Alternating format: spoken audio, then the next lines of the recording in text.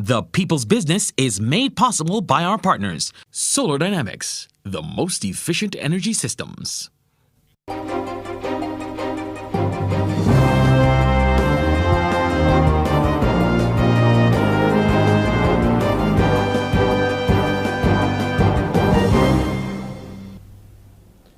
A very good evening to you and welcome to this edition of the People's Business Live. We're the topic tonight, the tourism rebounding.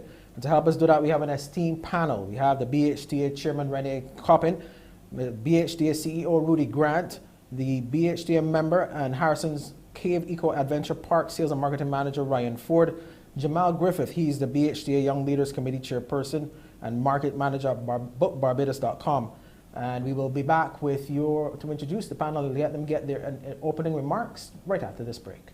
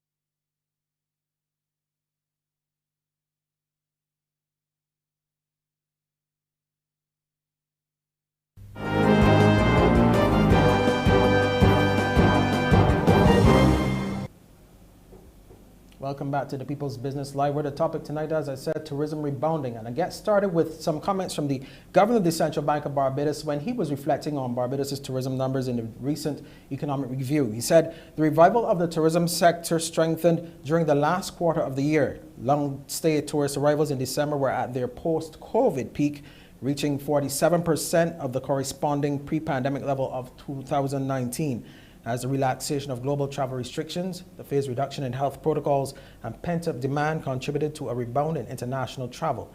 However, he said the steep fall in arrivals in the first quarter following the 2020 end-of-year spike in domestic COVID-19 infections outweighed the gradually improved performance over the last 3 quarters, and the overall decline for the year was 26%, and arrivals were only 20% of 2019 levels. Now, I welcome my guests again to this discussion, and based on those numbers and where we are now, because it seems as though we were having full restaurants and some hotels fully booked, both the larger and the smaller hotels. What's the state of the industry right now as we go into this this latter part of the first part of the year? I'm going to start with you, BHTA Chairman Renee Coppin. Hi, thank you very much for having us. I think we've been so far heartened by what we're seeing in terms of tourism and the rebound. Obviously, our numbers compared to 2020 and 2021 are significantly higher. Within the hotels, I can tell you that this last month, January 2022, we registered an occupancy of 68%, which is a significant increase on the 2021 occupancy levels. We still are not back to 2019, which was our last normal year of operations levels. In 2019, our January forecast, our January occupancy would have been 78%. So we're still trailing behind. But I think we are heartened and encouraged by the fact that we're seeing an improvement in our tourism numbers. Arrivals obviously have a long way to go, and we still, once swallowed is not a summer make, they say. And we still certainly are looking forward to trying to rebuild from where we are right now, and to, during summer in particular, which is always a period of concern, even during regular times, during summer trying to ensure that the levels of business remain sustainable. But we are encouraged. I think Rudy has been speaking very strongly to our tourism performance, and he's in sections of the press been reported as saying that our revenue per available room and our revenues are significantly below where they were in 2019. However, we are, as I said, positive about where we are right now compared to where we were last year. Rudy, I'm not sure if there's anything you'd like to add to that. Just to add that we are still very optimistic in terms of the performance for the winter period. Renee did indicate that we have some concerns with respect to the revenues, which are down by 43% in comparison to 2019, and our revenue per available room is down by 46%. We have already started to have discussions with the Barbados Tourism Marketing Inc., and we are very aware that they will soon be having a summer program campaign, which is very positive for us. And we are encouraged still by the significant airlift which we have, which is about 90% of that which we would have had in 2019. So we are very optimistic that we will be seeing a good winter period, but we do have to work to ensure that we are able to increase the projections which we have for the summer period. Okay, and bring you in now, Mr. Forde, Ryan Forde, BHTA member, and you also are the sales and marketing manager with Harrison's Cave Eco Adventure Park. What has been the view from where you sit? That's been one of our major attractions for many years. How are things looking on your end? Hi, good night. So things are going well. People are very optimistic about the return of Harrison's Cave and the fact that we've added on the Eco Adventure Park side to it.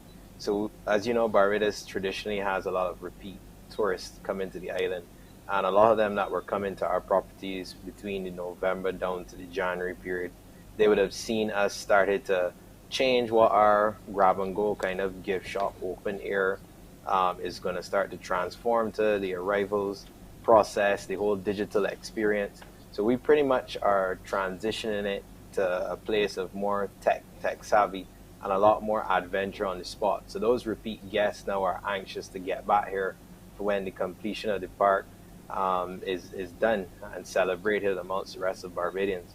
So we've seen a lot of interest recently. Okay, and Jamal Griffith, the BHTA Young Leaders Committee Chairperson and the Marketing Manager with bookbarbados.com.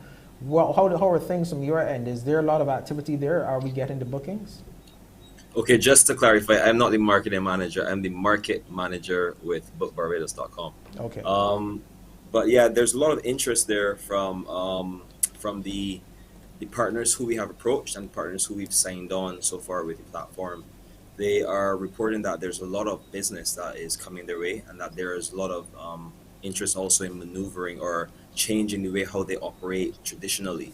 So with the platform that we have, Book Barbados, it's facilitating that, and the interest is massive that they're saying. So they want to be able to get online more, get bookings made with automated systems or with online systems, and that seems to be the path that a lot of these operators, local tour operators, would like to go. Okay. I want to go back to you, both Ms. Coppin and Mr. Grant. During that softer period that we would have had, did a lot of the hotels seek to upgrade and modernize the plants? Did they use that opportunity to do that, or what was it? Was it an approach for us to appeal for staycations? What was happening on the ground on that level? I think I need to contextualize. I think I need to contextualize what was happening the last 2 years. I mean, it would have been ideal if the hotels had taken the opportunity to do the renovations and to do the refurbishments that a lot of us know that the properties would have liked to do.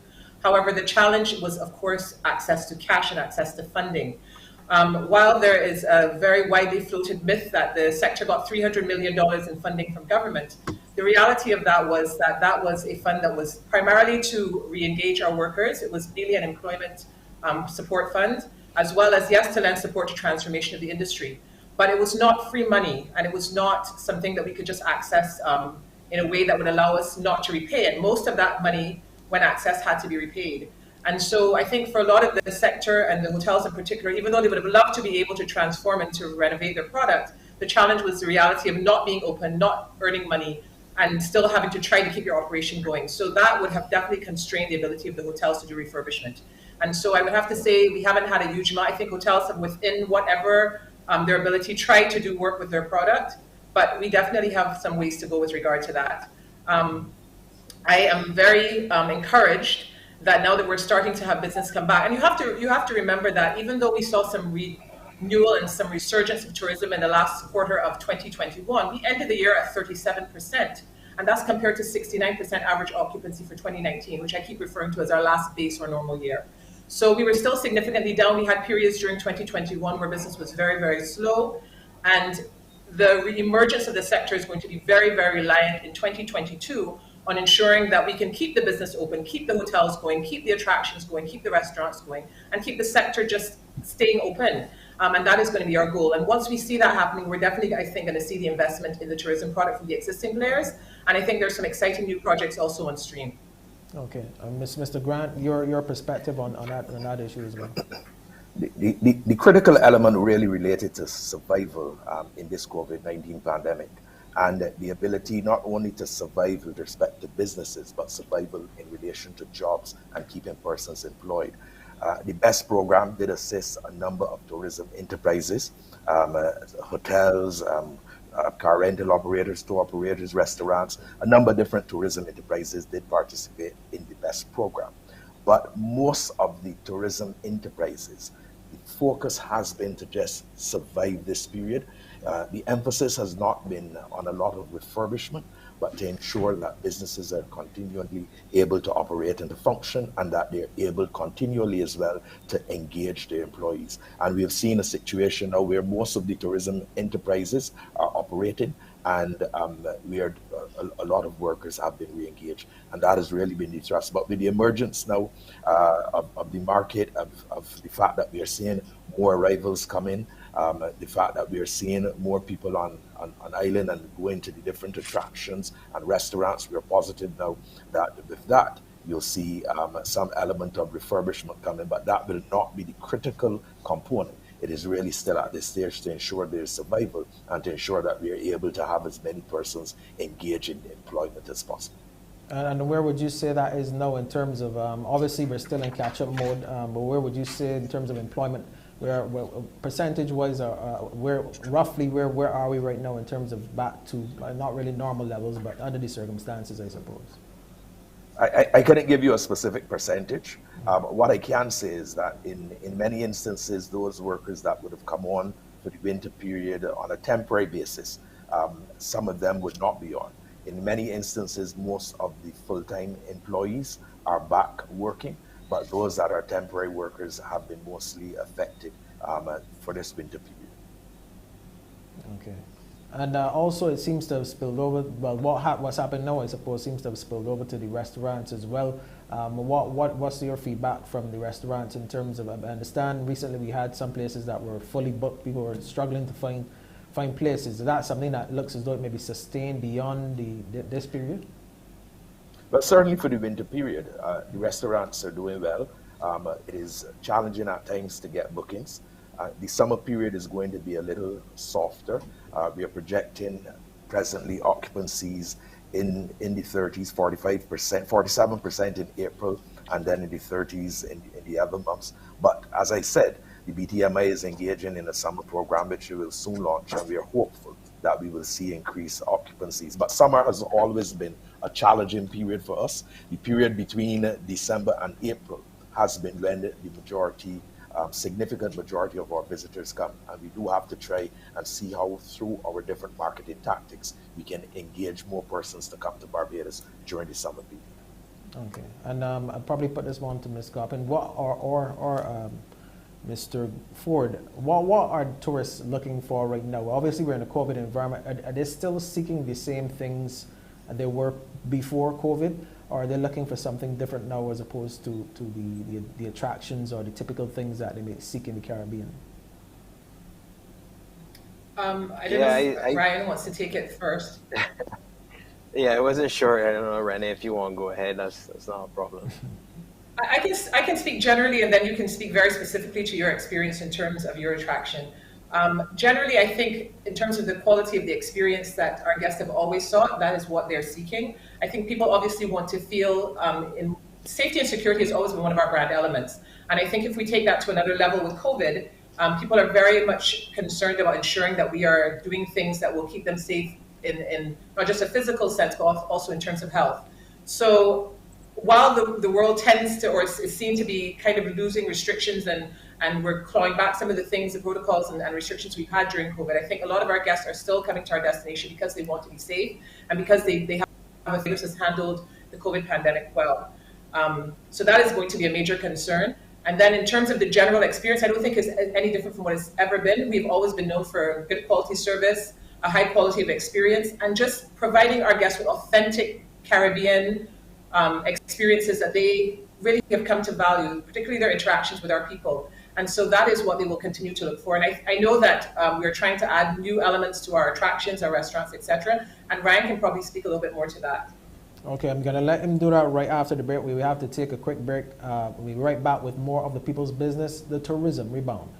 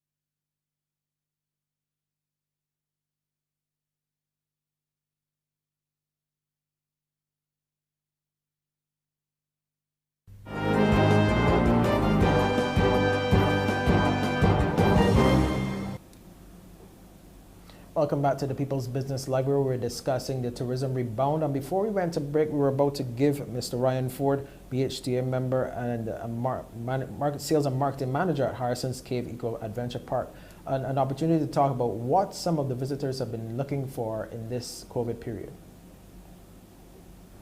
So Renee touched a little bit on it there with safety and security, as well as the service levels, which we're well known for in the industry. So that is what most of our guests have been looking for. When they've gotten to the park, they want to know what has changed, what are you doing different.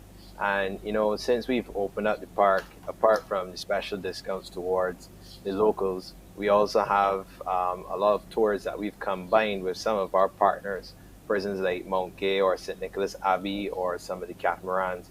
We've worked with them to do some combination tours that we will continue doing while we still build out the park and then we open it. And this has really caught the eye of a lot of the guests because they're not accustomed to doing that, coming directly from the actual supplier. They normally do it with a lot of the tour operators. So for them, they found like a one-stop shop. And then once they get on property, they're realizing that they're getting more authentic Barbadian experiences with our menu, with the naming of some of our tours.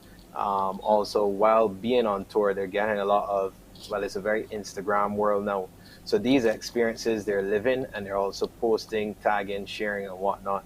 And these are the experiences that they want, because as we add our partners, we're always partners, but as we start to work more with our partners, as well as we start to add more in our actual park, you tend to get those repeat guests that no longer want to come, as people always complain and say, only sun, sea, and sand. They now come out and say, oh, Harrison's Cave is going to have zip lining. Oh, Harrison's Cave is going to have a monkey experience, you know, a rum tasting, etc., museum. So now they're like, okay, maybe this trip we've done these 2 things, but next time we come back, we want to do 2 more. And then, oh, you partner with these other operators. So from that experience that they're getting now, there's more demand to return to Barbados. And speaking with a couple of the guests, especially coming out of areas where the younger market goes for one experience to one country and they hop to others. I would have spoken to a couple of guests from New York, from London, etc., and they're very eager to now return. And this is not really common in the 30-year-old market or the 20-year-old market unless they're chasing parties. So hearing that from them, that they're satisfied with what we're doing with safety protocols on island, whether at the airport, the hotel, the cruises, our properties, etc., or from the experiences that they're having, now they can come back to do more things. Okay, and before I get to Mr. Griffith's perspective, I just want to tell you that we can invite your calls, 228-5562, 228-5563. You can weigh in on this important topic of tourism as well. All right, now, Mr. Griffith, from the bookbarbados.com perspective, what are you seeing in terms of what the tourists are looking for? Well, from the perspective of research that I've done specifically, it seems that tourists are looking for the experience that we've always given. But it's just probably how we deliver that experience now that tourists are looking for a change or a shift in that. It seems that they're looking for more things to be socially distant. They're looking for ease of access to information. They're looking for, as Renee said, they're looking for real authentic experiences. And as Ryan said, they're looking for experiences where you can go and you can have an amalgamation of experiences as opposed to just probably having one experience in a silo. So there's a lot of opportunity there for us as a country because as one of my mentors in the industry has always said, there is, like Barbados is a very small place, but there's a lot to do in a very small place. So it's densely populated with things to do.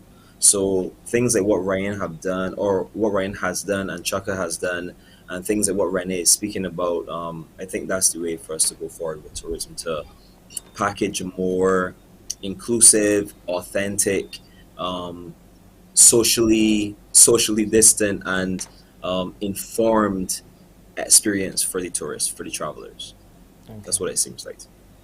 Okay, Mr. Grant, are you able to tell us what give us a sneak peek as to what this summer program will be all about? One thing I've noticed the last 2 years, I realized Barbadians were encouraged more to do staycations and so on. But as far as will the program involve that kind of thing, or is it more targeted at the tourists who are coming in as opposed to the locals? You're asking me to speak to a program that is being executed by the Barbados Tourism Marketing Inc. But simply to say that I know there's going to be an element where there are going to be some attractive discount offerings coming from tourism enterprises as we participate in the program. I do expect that there will likely be some change as we look to the summer of 2023. But the program this year, I believe, is going to be a traditional one, where we will offer to persons in the different markets some good discount coming particularly from our BHTA Tourism Enterprises members. Okay, and how would you say the Barbadians responded? Because I know that the local hotels did do some marketing campaigns to encourage more Barbadians to do staycations when the tourist arrivals from outside were not as high as they used to be. How would you say generally, though, that Barbadians responded, and was that a boost? Could you say that was a boost, something that helped to keep some of the local players afloat?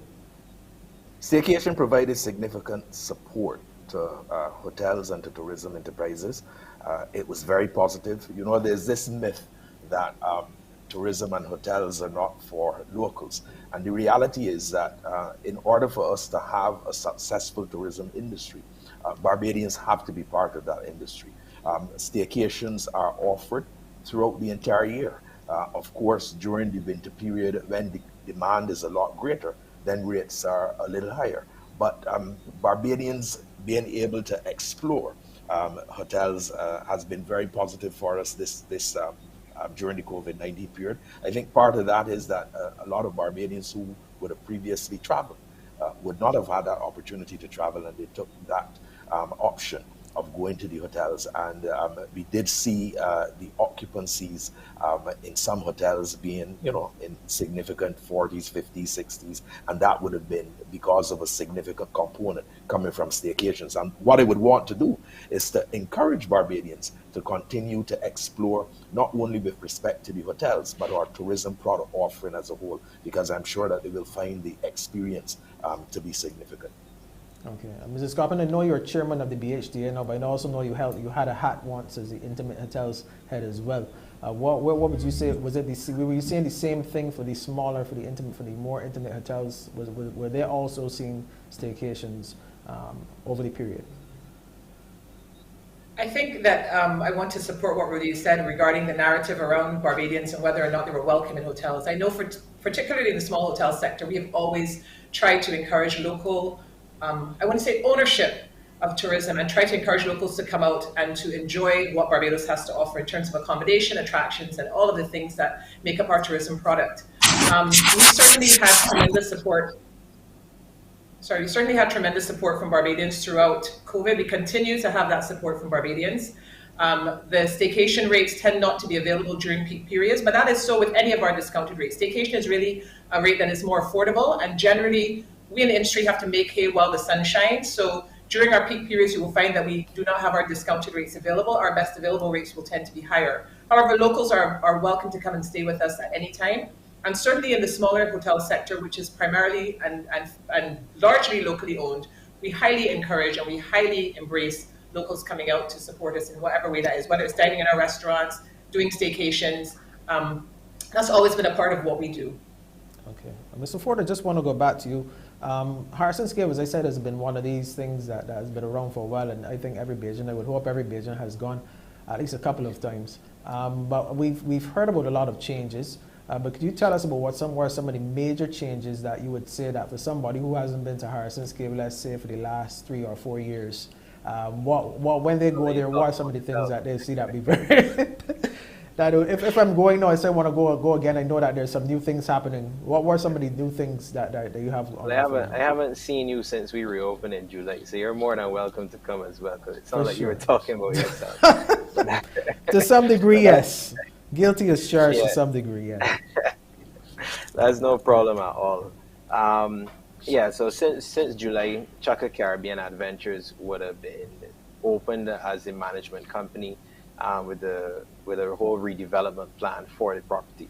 So the cave itself, we have actually done nothing to the actual cave, as it's a natural source there. However, what we've done in terms of the local side, since everybody was speaking about the staycation side, is we've established that any package that we offer so far, we apply local discounts. Because when we travel overseas, you hear, okay, you're Panamanian or you're not Panamanian, and you have 2 different rates. You go Jamaica, same thing. England, same thing.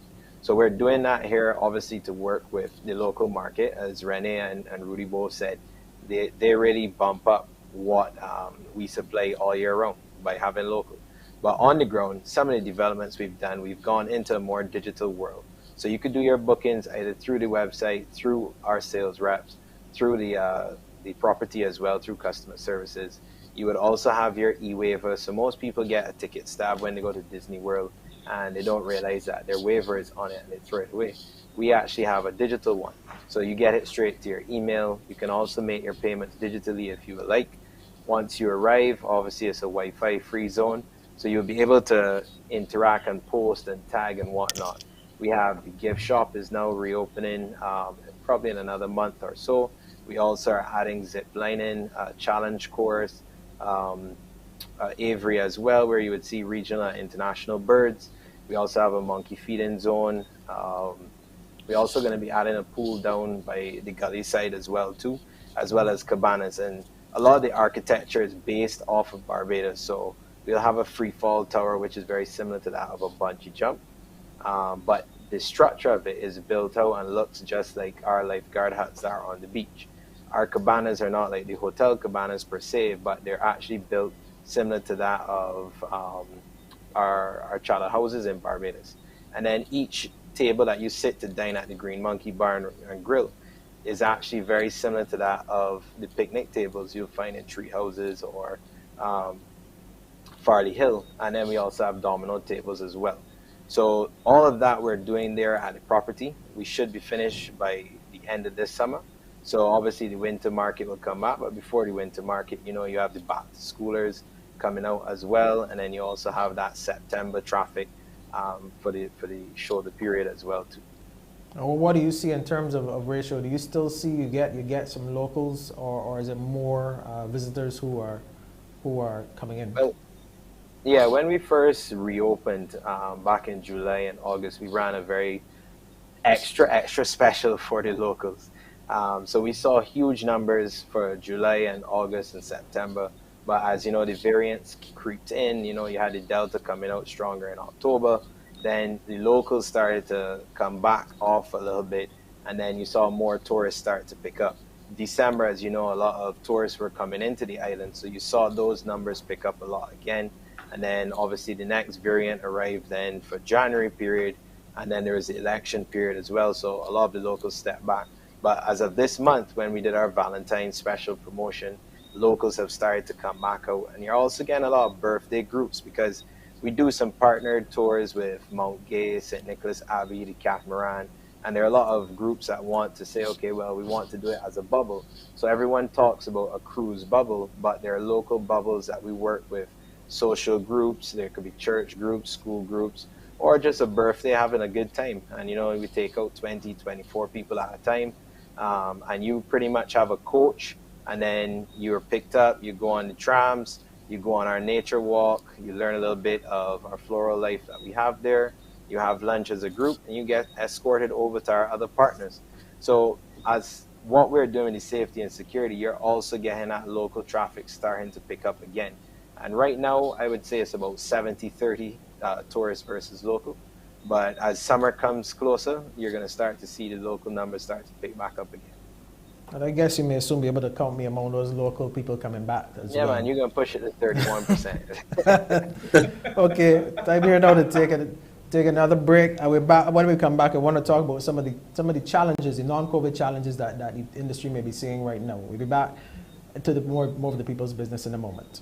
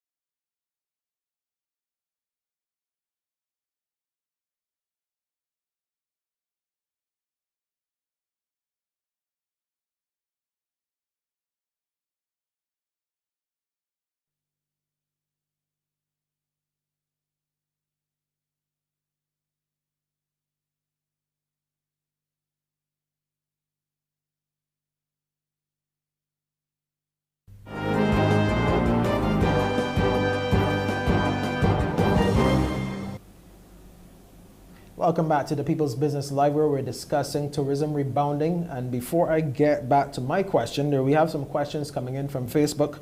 One question is coming here, and anyone on the panel can answer.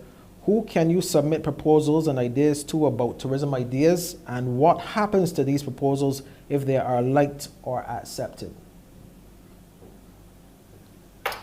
I guess I don't know if I can take this one with any. Sorry, go ahead, Rudy. Yeah, so the Barbados Tourism Marketing Inc. is the national tourism marketing entity, and they're the ones responsible for the overall marketing of the destination. Of course, the Barbados Hotel and Tourism Association partners with BTMI with a number of marketing activities. Therefore, we go to World Travel Market together, for example. We go to CHTA Marketplace together, and we collaborate on a number of other marketing activities. We have a BHTA marketing committee, and the collaboration between the two entities is very strong. So I would suggest that any such proposals be sent to the BTMI, to the CEO at the BTMI, or to the CEO at the BHTA, and we would be able to collaborate and to see how by evaluation, such a proposal is one that we could incorporate in our overall marketing. Of course, we want to ensure that as we market, we keep Barbados top of mind as a tourism destination, that we're able continually to offer a value for money with respect to our different product offerings, and that we're able to ensure that the experience is one that is just exhilarating. And thank you. Before I get to just one other question from Facebook, just a reminder that you can join in. You can call in and call 228-5562, 228-5563 to be part of our discussion. Now, this other question from Facebook, what is being done to improve upon ecotourism?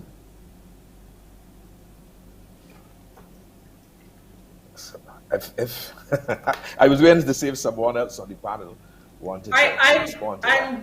I think we have significantly expanded our ecotourism and that type of tourism offering in Barbados. There's some really fantastic and very hidden, I think, gems in terms of our tourism offering there. One that I recently experienced was Cocoa Hill, which is a natural hiking trail that I think a lot of Barbadians would be enthralled if they were to visit. We have a number of botanical and other gardens. We have obviously the things like Harrison Cave.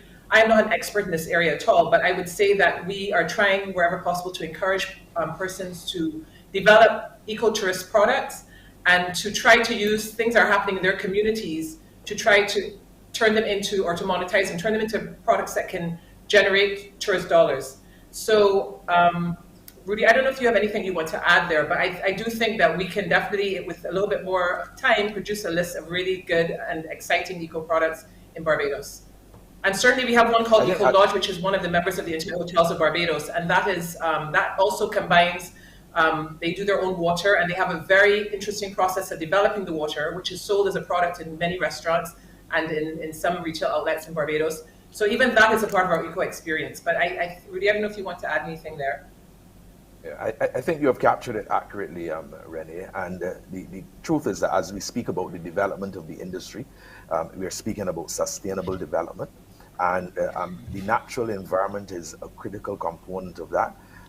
There's been, of course, a greater emphasis on beautification around Barbados. I wear a different hat and been heavily involved with that aspect, but to also ensure that the industry is one which is sustainable and which future generations of Barbadians can enjoy. So even activities within the hotels, focusing a lot more on green aspects, renewable energy aspects, to ensure that we properly protect the environment. And we do have quite a number of members that have eco-focused projects that are there for the enjoyment of Barbadians and our visitors. Okay, and yeah, I would just jump in to add here as well too. You know, the whole digital experience that COVID has forced. You know, Kaipo, for example, has gone digital, and that is a process there that took a little while. But also our establishments, a lot of people are transitioning towards the solar energy as well to power, for example, our trams. And then you also have the situation where you're not supposed to be using plastic bottles, plastic plates, etc. So all of those things are transitioning across not just the distribution companies, but also through all of our restaurants, all of our hotels, making it cleaner and safer on the beach as well. We also do a lot more with our tour options as well too. When people are making their bookings, we make it easier for them. So if you come to our property, no one in our establishment is going to print a document and give it to you, because we're not printing paper that somebody can just walk and just dash on the ground. You know, anything that we have that is in print is something to be reused. So we've reduced that. And I think a few years ago, when I was in a prior company, we had an event in the ballroom where some UE students were doing a presentation on how to enhance the ecotourism by eco-business in Barbados in general. And one lady really showed that, I think she was about 19 years old from the Bahamas. She was showing how much paper waste is used in law firms and in hotels and whatnot. And when you really look at that and the impact that it has on such a small island like Barbados, you really realize that, you know what, it may cost money up front to invest into the digital experience, but it is well worth it in the long run. So I think that's the direction that a lot of us have been going over the last 2 years, and I think it's going to continue. Okay. I have a question about the markets that we go into. Obviously, Europe and the US are two of our most traditional markets when it comes to visitor arrivals. But from the, I know most part of this will be the BTMI, but from the hotel's perspective, are you also able to engage and seek out any new markets where we might be seeking new visitors from, or are you not involved in that process, or can you get engaged as hotels as well?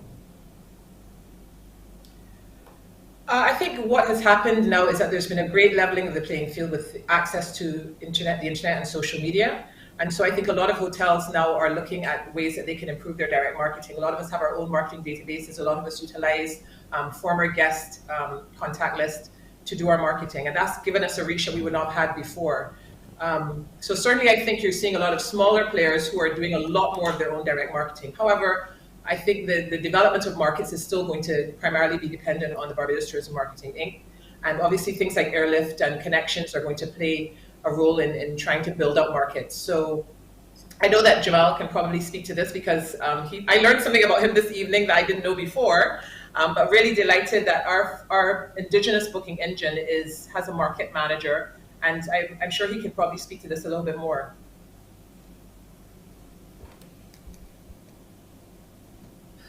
Well, both Ryan and Renee gave me a really good segue in. Ryan with the whole digital aspect that people are getting involved in, and the whole saving of the environment by sustainable means and by going eco. That's one of the main things that we're looking to do with the bookbarbados.com platform. We're looking to make it very easy for Barbadians to be able to experience the actual island, to experience a hotel, to experience a staycation. But don't expect that when you book it that you're going to get a receipt, that you're going to get an email, So that's one of the same things that Ryan was saying was pushed forward by COVID.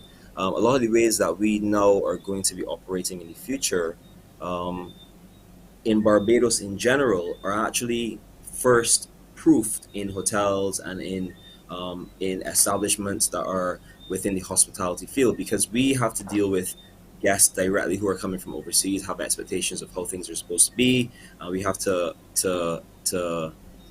fit guidelines that they expect.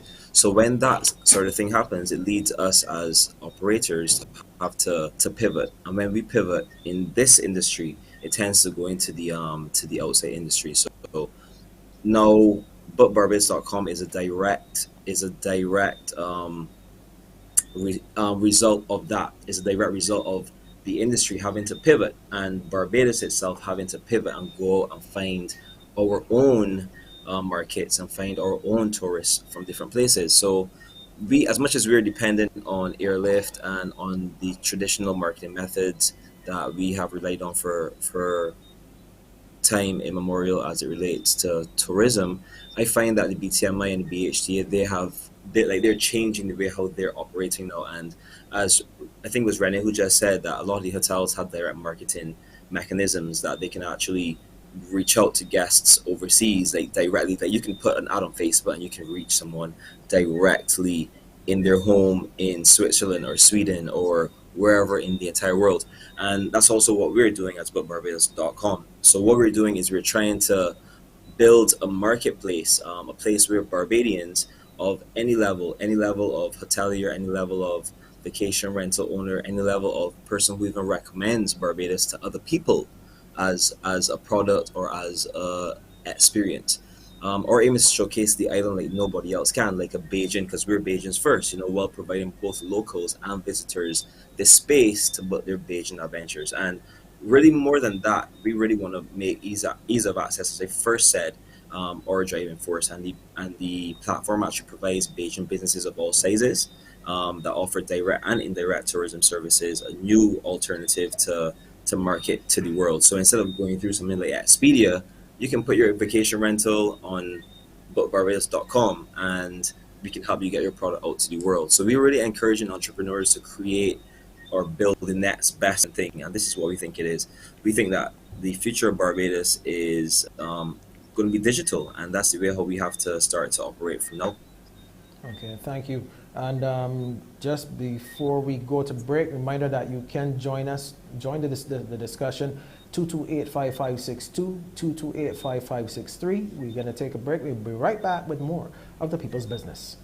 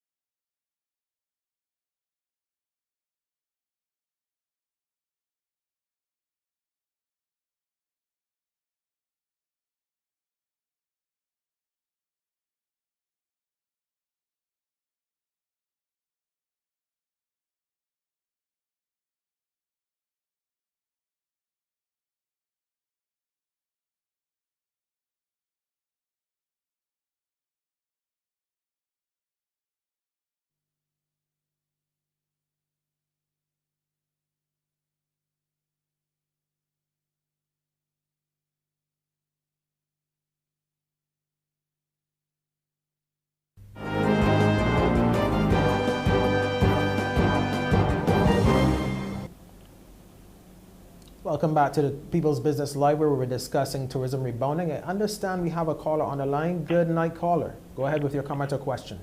Yeah, hey, good night to everyone. Well, we are really a regional attraction with the Wax Museum, and our target market is from the OECS, where perhaps you would have had an influx of people who were willing to get visas and stuff done through the U.S. Embassy. And what is happening there? I mean, is that we used to be like 92 to 100,000 people a year. Is that really going to be a market to look forward to going forward? I mean, has the U.S. changed its policy with respect to issuing visas in Barbados? What do you know of that? Okay. Any members of the panel can answer the question? Mr. Grant, you're muted. You're muted. Sorry about that. I can speak to the issue of the Caribbean travel. Of course, one of the challenges there relates to the level of airlift. We have not since there's been the challenges with LEAC seen the level of airlift coming into Barbados, and our Caribbean market is a bit down. In fact, before the percentage was about 15% or so in terms of our overall visitor arrivals. It's down now to about 11%. So there is a challenge with respect to the Caribbean region. I can't speak to the issue of the visa requirements and that market. The Caribbean is still, however, very important for us. In fact, when we engage in our staycation campaigns, we actually extend those campaigns to the Caribbean as well, so that persons coming in from within the region can also participate. And it's a market that we will continue to pay specific attention to. But the major challenge at this time really relates to the airlift coming out of the Caribbean. Okay. I want to touch now on some non-COVID challenges to the industry, and the one I want to start with is crime.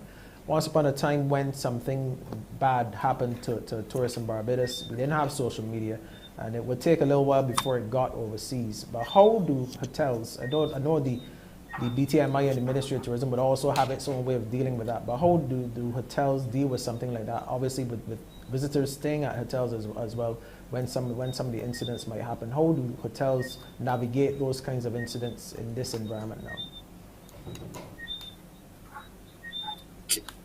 I spoke earlier to the fact that safety and security are around, and continues very heavily on trying to work with our local police force.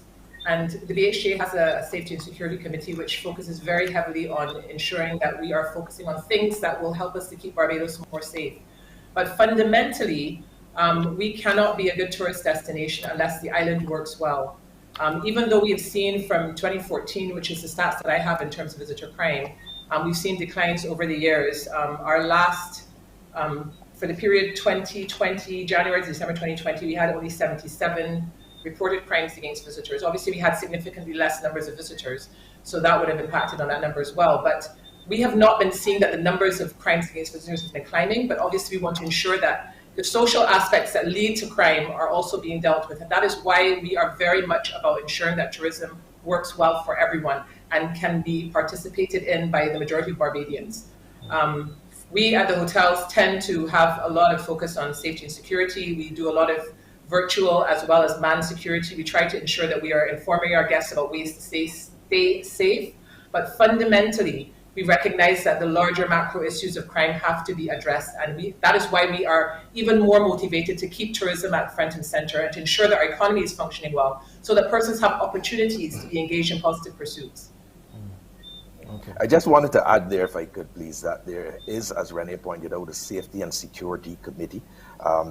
In that committee, as active participants and members of the Barbados Police Service, we have a tourism liaison officer that we work with, Assistant Superintendent Connie, and we do collaborate with him when there are issues relating to crimes against visitors, and that has been working pretty well. We have also assisted at times when there are specific crimes that have been executed, where we relate with our members information that has come from the Barbados Police Service, that they asked us to, communicate with members in relation to, and we've had some success in assisting with the police there. So, while of course the overall situation with crime is one that is critical, we do have a good partnership with the Barbados Police Service and the Ministry of Tourism as it relates to dealing with crimes against visitors.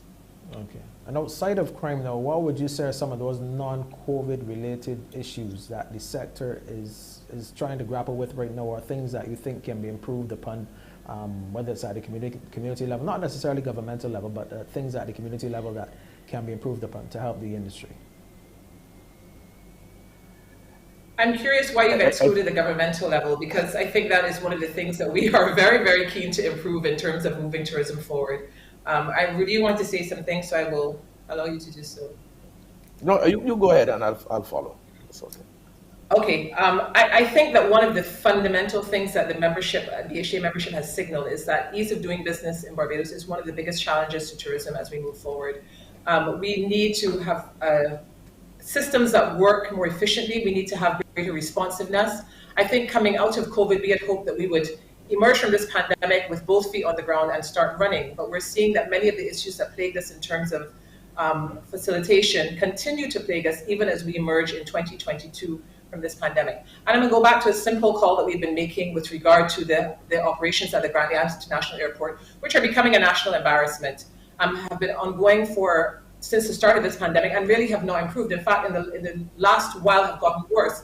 We're seeing that we're going back to the level of poor level of service at the airport. We're seeing that we're going back to the bottlenecks. We're seeing that we're going back to the lack of ease of entry at our major port that would have plagued us throughout the entire pandemic. And even though we are seeing that there is greater access in many ways to different types of tests, that many markets have moved towards different testing methodologies in order to facilitate easier access by guests coming into their markets, we are seeing that we continue to be stuck in 2020 when this pandemic first started.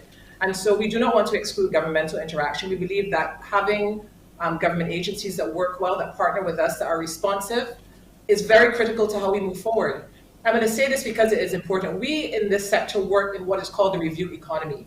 We are reliant on persons giving us reviews. We're reliant on 99 to 100% of our guests who are coming to book a hotel will go online first and they will check several sources to see what others are saying about our properties, what others are saying about our attractions, our restaurants. So we cannot survive in a way that acts as if we're in a bubble. We have to be very, very aware of what is happening in our businesses, and we have to be very responsive to our customer concerns. So it is very difficult to operate like that in an environment where you are often constrained, not by your own actions, because all of us are very focused on customer service, ensuring that we're offering the highest level of service to our guests and ensuring that everything in our business works well. But then when you have to try to operate in an environment where often there are governmental agencies that mitigate against you being effective in delivering what you are trying to deliver, then that becomes a problem.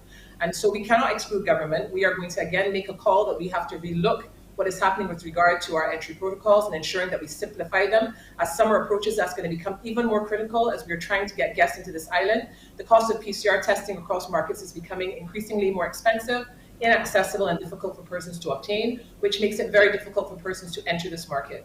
So I know I've spoken a bit and I'm going to allow others to have a chance to say something, but I feel very strongly about this because it's one of the top articulated concerns that our members have put to us and have put to me as a new chair, to try to work with our government partners to ensure that we have easier access and facilitation in doing business on this island.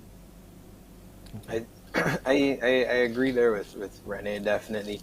I think we need to realize that we can't keep thinking that tourism is just an airline, a restaurant, attraction, and a hotel, and the beach. You know, it's a lot more. The first tourist, first of all, is a local. So if I come and I buy Pudding & Sauce on a Saturday and you give me horrible service, then I will give you a horrible review as well. I will also not recommend you to other people. So you shut down your own business in the first place. There are tons of new farmers out, especially young farmers out getting out in the poultry industry and whatnot. There are a lot of designers. There are a lot of new industries for the youth to jump into, especially because everything is very digital in terms of the sales and marketing, even the accounting aspect. So we need to realize that, first of all, as citizens and then also as government agencies, you need to up the level of the way we communicate with each other. We can't be waking up angry and going to work angry, because then it's going to spill over. and not put in this war against tourism 24/7, because everyone thinks that it's always only for the tourists. That's not the case. You know, you have traditional larger hotels similar to the smaller ones, places like the Crane and Hilton, that for time and time, and even Sam Lord's that's now rebuilding, has always welcomed locals. Harrison's Cave has always welcomed locals. Even Ryan himself there is going to come back again. We will welcome you too, but we need we need to continue doing that, and we need to make it easier for people to gain information. Don't act as if it's a task to gain information as well as access. I just came back from Austin, Texas, with the young water polo team, and as Renee said, for us to do a test, it was free. First of all, the nurses came to your hotel; it was free. But if you wanted to pay for it, to get it quicker, it was almost 300 and something US. When we got to Miami, we ended up having to do a test, and it was 20 US to do the test. We got it back in 40 minutes. You know, but here the tests are a little bit more expensive. So even when a tourist does come here, it's going to be a problem. But when you think about other forms of tourism, especially sports, we're now reopening sports, but you need to have festivals and tournaments going on. So the tournaments, those are for obviously the athletes to improve and teams to practice, as well as to compete and to achieve what they need to achieve. But when you start to have a festival, that's where all the other partners in the entire Barbados, in terms of the other sectors, start to gain recognition and of course, revenue. But then you have a challenge where I could go to a tournament in Texas and nobody is telling me that I need to do multiple tests because I've done the test to get in. But if you're doing a test to get in the island, and it's fine for you to come and hang out around the rest of us civilians, but then it's not easy for you to come and compete. Like, you just did the test to come in. So it's fine for you to let them out, but then for you to go and compete. So we're making it a little bit too tedious and a little bit difficult in that aspect. However, we do need to continue protecting all of us here on island. And I think the Ministry of Health and whatnot are doing a great job at the airport. I saw them myself telling people like whether the test was a test that they accept or whether this is the correct test. The BIM Safe app actually was working very well as well too.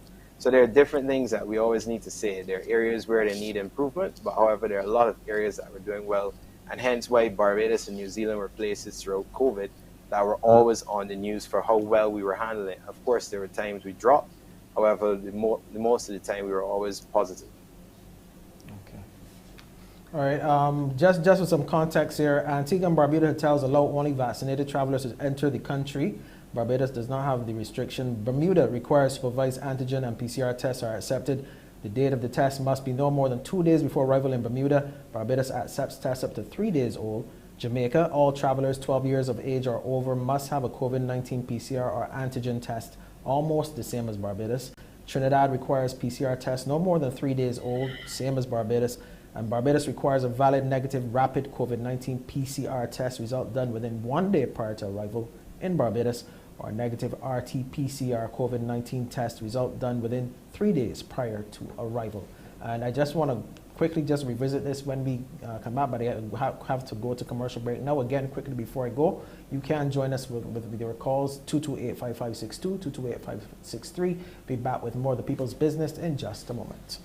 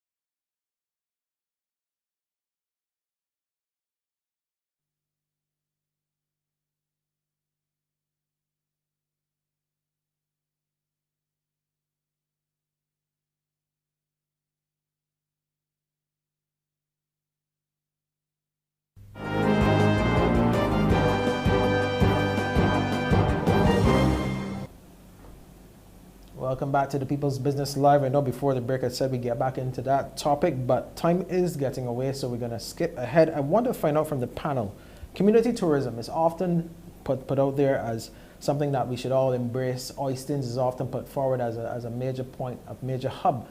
We do see a lot of visitors in Oistins. We had started the initiative in Bridgetown, Princess Alice Highway, that had also gained some momentum.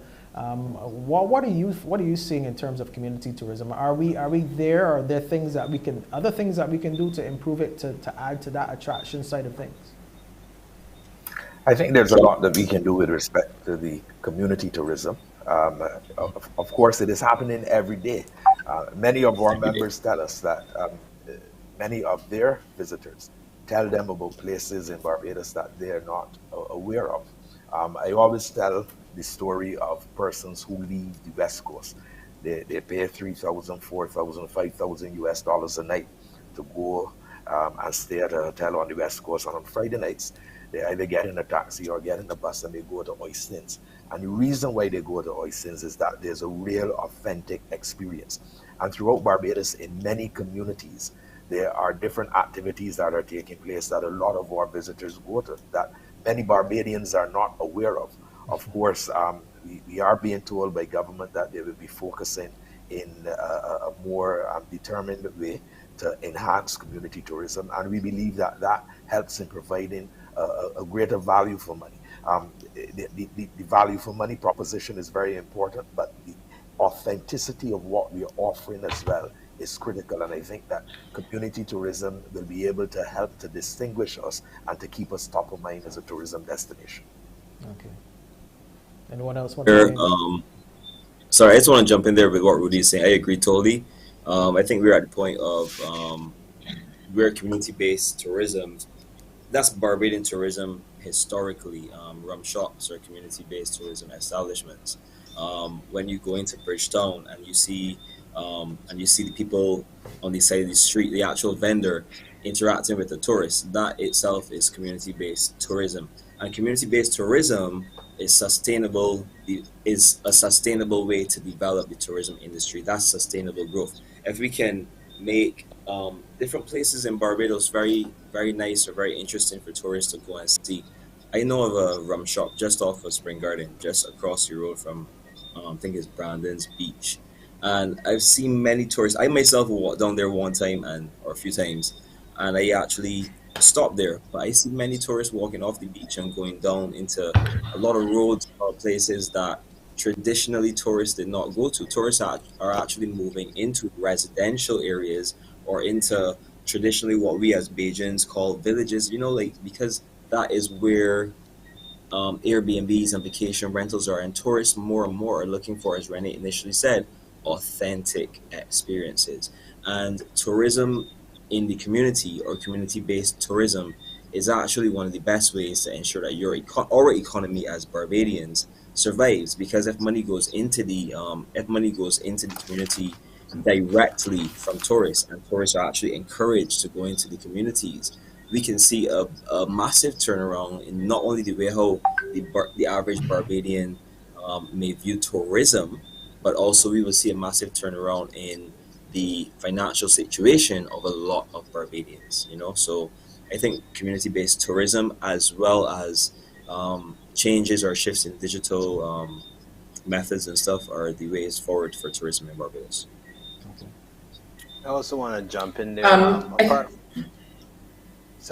Apart from what Renee and Jamal were mentioning, the others, like all of that is great, and they're completely right. The other spin-off too is that when you start partnering with the other sectors, you start to see the real community growth. One example for us, once we start up our community-based program, we will have suppliers that are bringing not teddy bears, but they'll be made like green monkey toys for children to go sleep with. But they're not going to be made by somebody out of the United States or England, etc. They're going to be made from persons right there in St. Thomas area.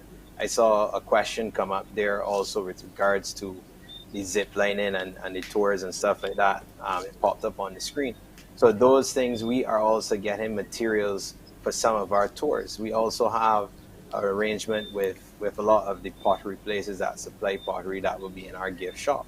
So these things are also community based because you're going to be teaching the tourists and the local tourists as well about where you're getting the items from. And then it's all a full circle of revenue going around that goes back on island, and it's a lot of exposure as well for everyone. Ms. Coppin? Yeah, I think the way that we envision community tourism is that it is coming from the community, not that we're going into communities and setting up spaces where people will come and peddle wares, but that we are going to be allowing people to within their own space in the same way that as Jamal said, the rum shops have become. I remember Alfredo, our DTS chair, said that when he came to Barbados from Italy, the rum shop to him was like the Italian cafe, which is a staple and an authentic part of Italian culture. Our rum shop is a similar thing. And I have some of my best experiences of our product have come from my guests who often know Barbados better than locals do because they have the time to go around and really experience. And Barbados is one of these destinations that constantly surprises you. Just today, I discovered Shark Hole. I've never been. Yesterday, I was driving down the West Coast and I saw this little Jamaican place. And when it looked like a regular, very low key kind of restaurant. But when we went to the back, the views, it was right on the water, the views of the sunset, phenomenal. And Barbados is that kind of a destination that really draws you in because there's something in every corner and every niche for everyone. And we are so safe that people can go around and experience our island in a way that you can in many other island destinations in the Caribbean. So I think community tourism, I'm hoping it will continue to be just that, something that comes authentically from the bosom of the people, and that people within their own space are able to find ways to create businesses out of what already exists within their natural environment. Would you say though that? And Renee, Go ahead. sorry, and you know what really comes from that? The question that our host was asking initially about crime and that sort of thing. I mean, crime in Barbados is not really that bad as it relates to tourists and stuff. But what it does is it provides a better economic situation for places that may not have been able to do so for themselves without people coming in some way to spend money. So we're able to change the landscape of Barbados, the socio-economic landscape of Barbados with community-based tourism, I feel. Ms. Coppin, would you say that there's therefore scope for the BHTA though to partner with some communities to develop quote-unquote oysters-like atmospheres in a more formal way, so that you can have you have a dedicated engagement that you can tell your guests, well, you can go to, like you said, Shark Hole or some other place, just as since it's Friday night, you can go to Shark Hole on Tuesday or whatever the case is. Is there scope for that, for a more formal arrangement with the bars and the restaurants and the village entities like retail spaces like that? Oh, definitely. I mean, we are hoping that, I'm certainly hoping that during my time that we can expand our base of membership to include some of what I know are some really exceptional tourism experiences within the island that are very kind of untapped. And that is not to suggest that we want to turn everything into a tourist spot. But the thing about Barbadian tourism that I love and that I'm so passionate about is that we integrate, it is that we have people who come to visit us and enjoy our space in the same way that we do. And I would like to maintain that about Barbadian tourism. So yes, there's space for us to try to make it more structured, but I also want that we have something that is very natural. And you had an initiative called Q in the Community. Do you know how many of our diaspora guests would actually plan to be here so that they could at least have one opportunity to go and experience and enjoy Q in the Community? So it is those kinds of things that just come naturally because it's something we're doing for ourselves, but we invite our visitors to also enjoy. And that is more of what I want to see in terms of community tourism.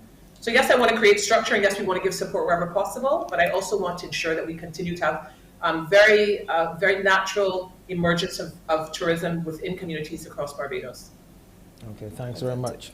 We're coming up to our final break, and when we come back, we will have our final comments from our guests on the People's Business Live. We'll be back.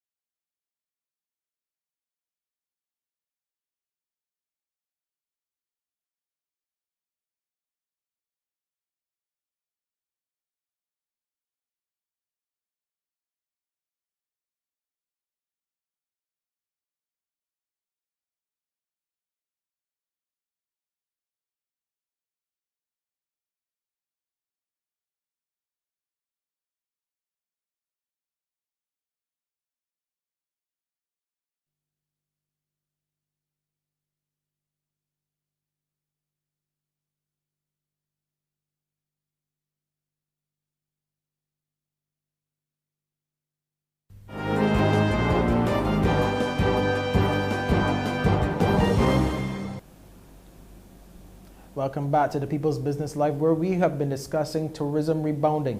Before we get into the last lap and the final comments, I want to ask a question of one of our guests. Barbados has long been a big brand, really, a high-end brand as we've been known worldwide, competitively. Where would you say we are right now in terms as a destination in terms of competition? Are we still in that top tier, or are we do we still have some way to go? Are we still very competitive in your view? Really quickly. I think Barbados is still a very competitive brand. When we go to a world travel market and we engage with our travel partners, many of them inform us that Barbados is the number one sought after destination in the region. So I think as our brand is one that is performing well, it's globally competitive.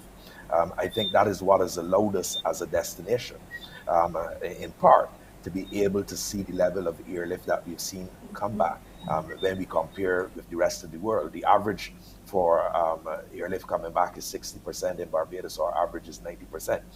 So I think from that perspective, yes, we are doing well. I think that what we have to do is to recognize that with the COVID pandemic, there are some elements that we have to look at and see how we can tweak those in order to maintain our position. But we are still very aspirational. We are still very much a destination where we have something to offer to everyone at all levels. When we participate in road shows, and recently we did a road show, the US and the UK, Barbados Safari road show, and we were able to demonstrate that at all segments of the market, there are aspects for everyone. And I think that in our source markets, the Barbados brand is still very strong. Okay. And finally, now just to get some closing comments from each of you, about a minute or so. I'm going to start with you. Let's see. We'll start with you, Mr. Forde. Let's start with you. Your final remarks.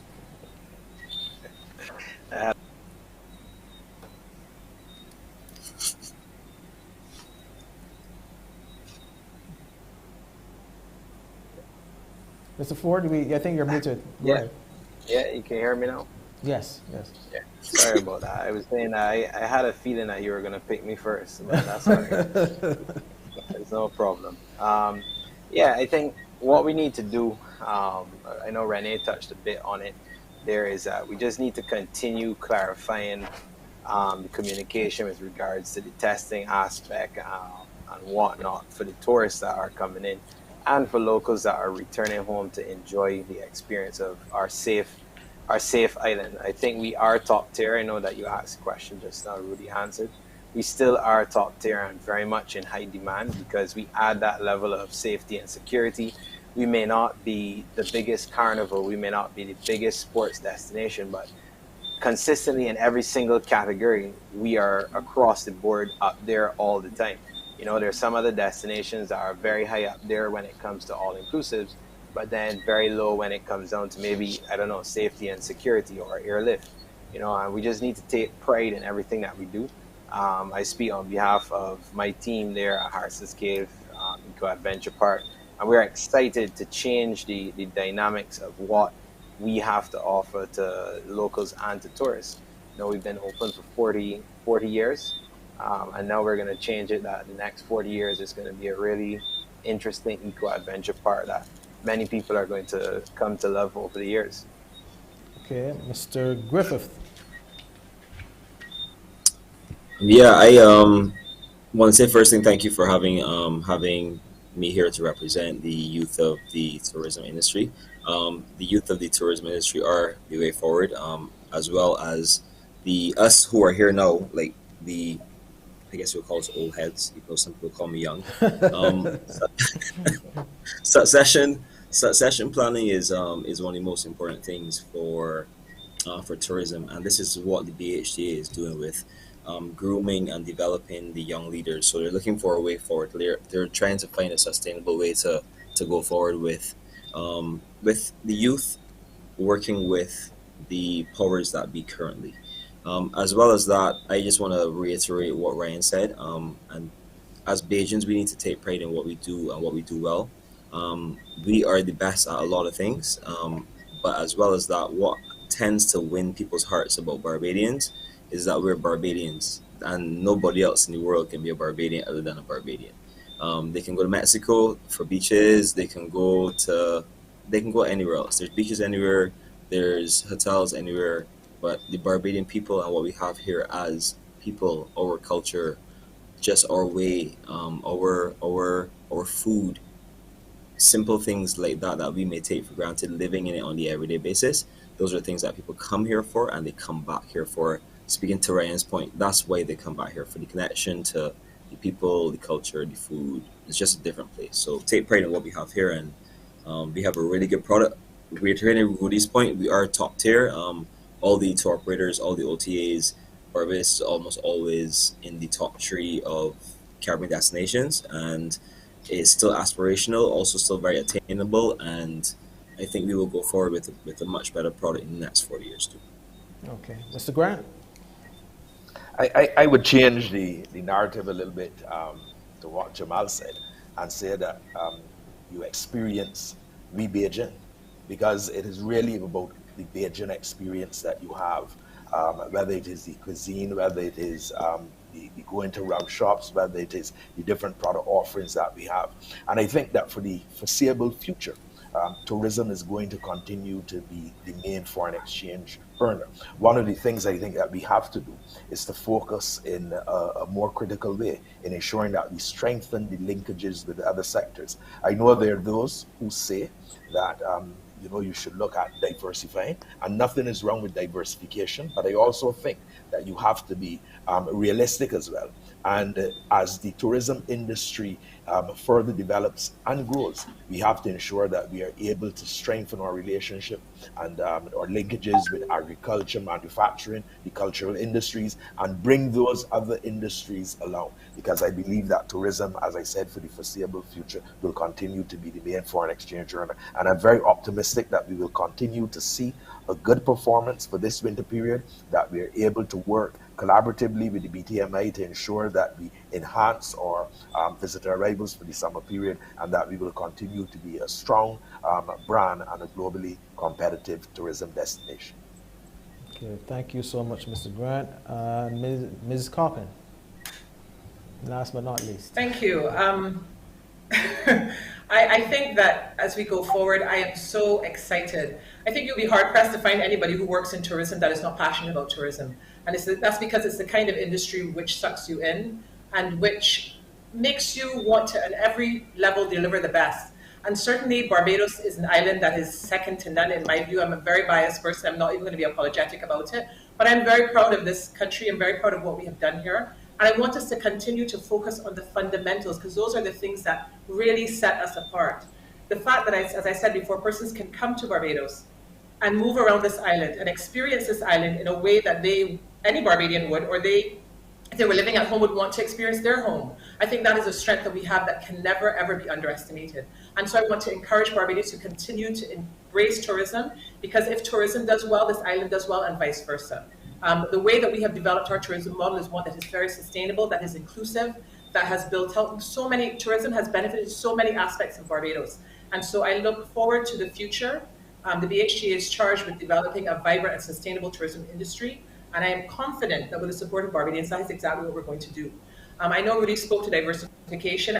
That is unfortunately not my brief, that I speak, be very passionate about tourism, because it is a sector that I've chosen, it's one that I fundamentally believe in. And it's one that I know will lead us out of the situation that we're currently in. So I look forward to the future. I think that we have an exciting year ahead of us in rebuilding, but I want to remind all of us as Barbadians that we can only be as strong as our island and as our people. And so we have to continue to focus on the fundamentals of what make this country great. So really, thank you so much for having us here, and I'm looking forward, as all Barbadians, to continuing to build our tourism sector. Thank you very much. And before I go, I started with the Central Bank Governor, Dr. Cleviston Haynes, and in his economic review, he was talking about tourism, and in the outlook, he said, the outlook for the tourism sector looks more favorable now than it did a year ago, with the increased availability of vaccines and the reopening of economies to international travel and business activity. And with that, I want to thank my guests again, Renee Coppin, the BHTA Chairman, Rudy Grant, the BHTA CEO, Ryan Forde, the BHTA Member and Sales and Marketing Manager with Harrison's Cave Eco Adventure Park, and Jamal Griffith, BHTA Young Leaders Committee Chairperson and Market Manager for BookBarbados.com. All of you, I want to thank you again for being with us. I want to thank you, the viewers, for engaging us as well. This has been The People's Business, where we have been discussing tourism rebounding. I've been your presenter, Ryan Broom. Please do have a good night.